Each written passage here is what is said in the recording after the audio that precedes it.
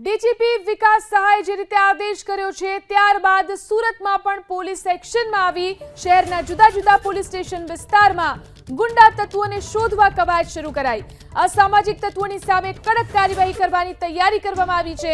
ઉધના વિસ્તારમાં પેટ્રોલિંગ અને કોમ્બિંગ હાથ ધરવામાં આવ્યું। શરીર સંબંધી ગુનામાં સંડોવાયેલા તત્વો સામે કાર્યવાહી, પાસા અને તડીપાર કરાયેલા તત્વો સામે પણ કાર્યવાહી।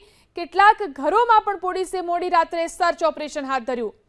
તો સુરત પોલીસ પણ એક્શનમાં આવી છે। ડીજીપીએ જે રીતે આદેશ કર્યા ત્યારબાદ સુરતમાં પણ જુદા જુદા વિસ્તારની અંદર ગુંડા તત્વોને શોધવાની કવાયત કરવામાં આવી રહી છે।